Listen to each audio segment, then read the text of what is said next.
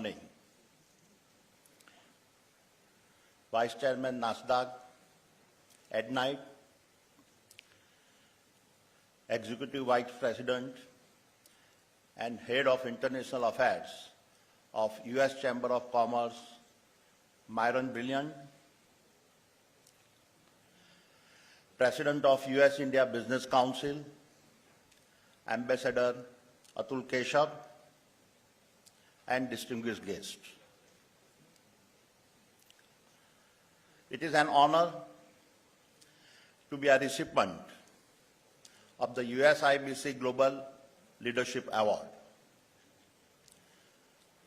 I am grateful to have the opportunity to speak in the presence of so many industry leaders and senior government officials. At a personal level, the fact that the award comes on the occasion of the 75th anniversary of India's freedoms makes it even more significant and memorable.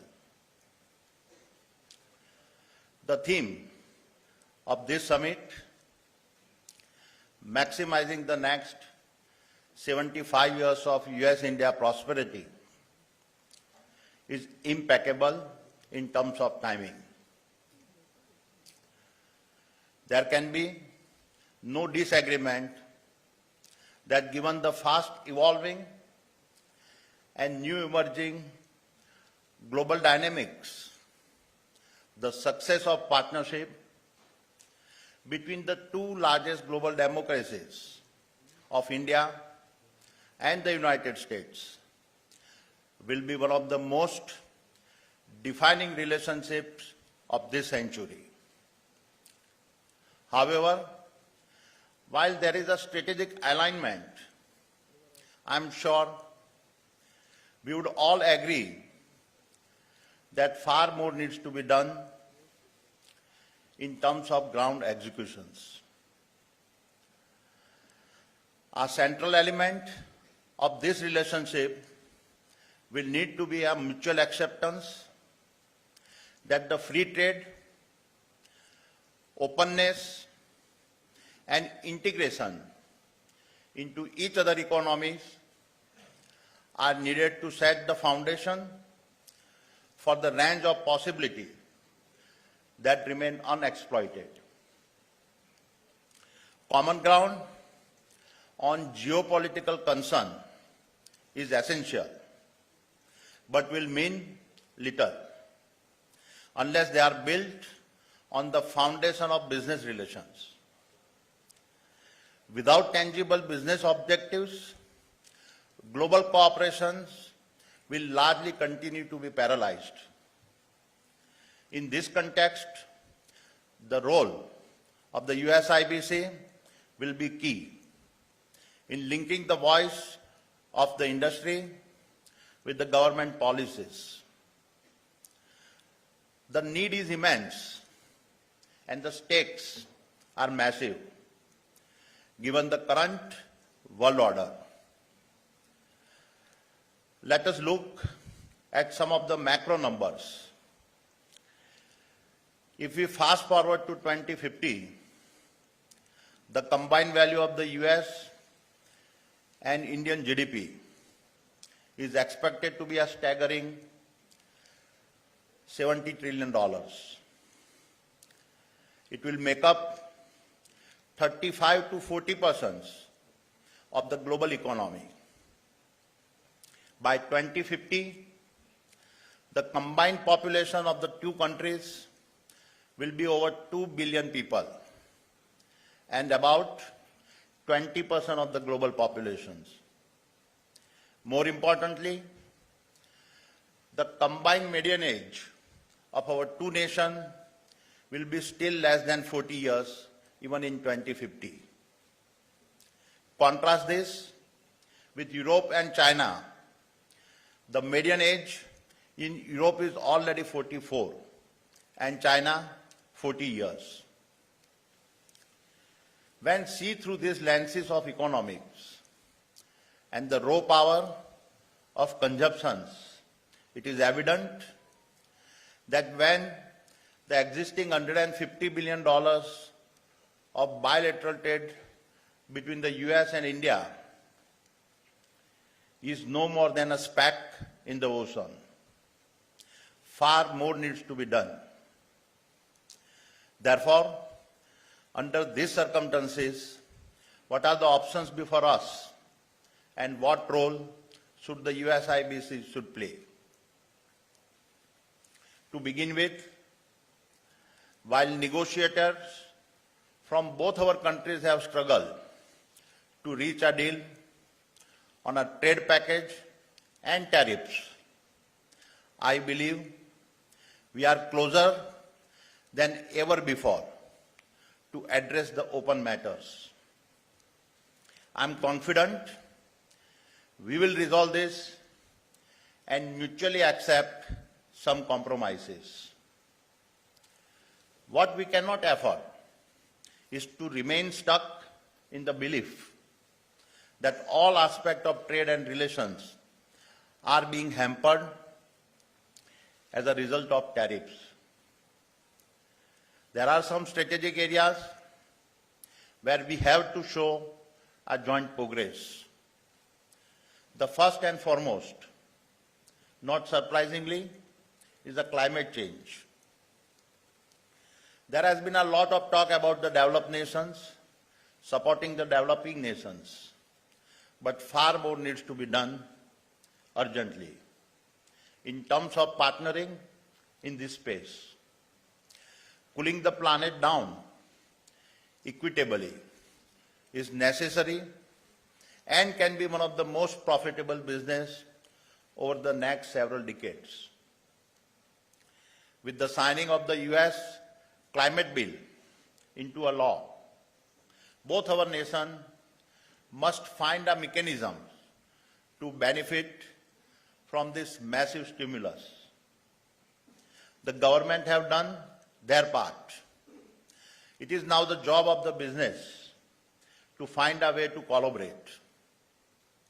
The Adani Group has already committed $70 billion to these efforts. This will see us building 3 gigafactories in India, leading to one of the world's most integrated green energy value chains. This will extend from polysilicon to solar modules, complete manufacturing of wind turbines, and the manufacturing of hydrogen electrolyzers. As a result, we will generate an additional 45 gigawatt of renewable energy to add to our existing 20 gigawatt capacity, as well as 3 million tons of hydrogen, all of which will be completed before 2030.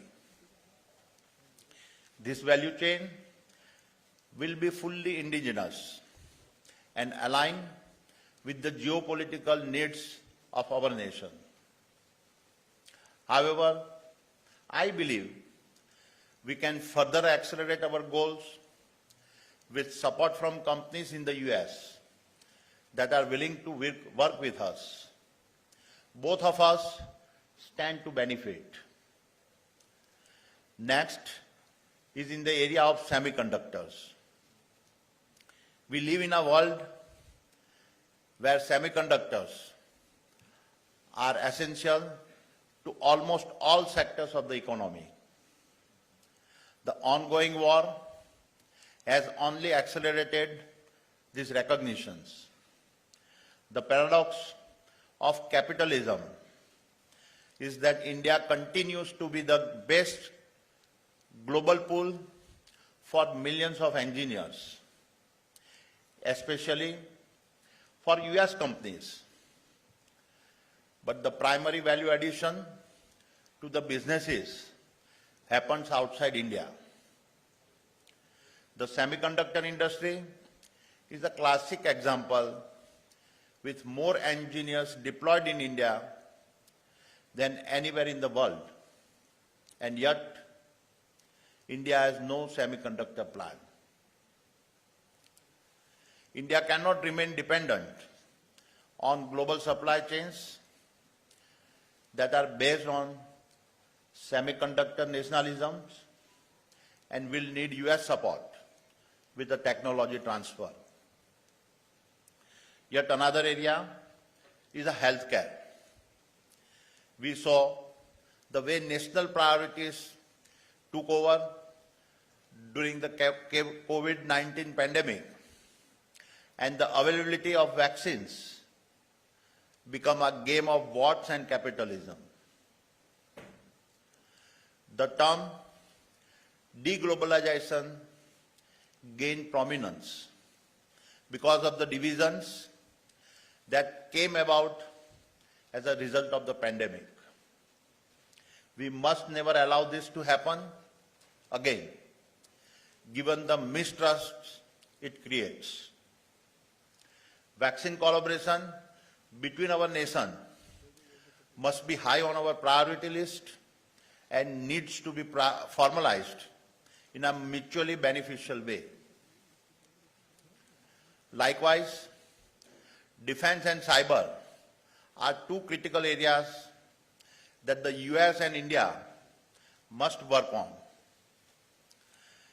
Trust comes from a collaboration in these areas. India needs support in both these areas, and at this time, we are just skimming the surface. These are two essential areas where our partnership must span technology transfer to be able to build a mutual confidence. I would therefore urge the USIBC to facilitate a broader platform that brings together executives from similar industries on both sides on a regular basis. There are a lot of gains to divide with the size of the two economies beginning to converge as we approach 2050. The outcome from these forums would be multiple. It would lay the foundation for a broader business development platform, continuously highlight the policy challenges that must be addressed, as well as get the businesses and policymakers on a common platform. There must be a clear objectives laid out to which we make commitments. This is a missing piece today. What I can personally commit is that we are here to support, to do our part, to make this happen, and work with any of you to take this initiative forward. I must also add here that the work done by Nisha Biswal, the ex-president of the USIBC, and now being done by Atul Keshav, the current president, has been nothing short of extraordinary. They have made the USIBC relevant and taken it to a level where it is now in a position to be one of the most crucial platforms between our countries to accelerate business relations. We must all be thankful for the initiatives they have driven and continue to drive in helping bring our nations together. In closing, let me say that while I have highlighted several matters that will need to address, my optimism that our two nations will find a solution has never been higher. Our joint ability to impact the world has never been greater. The need has never been larger. Thank you. Jai Hind.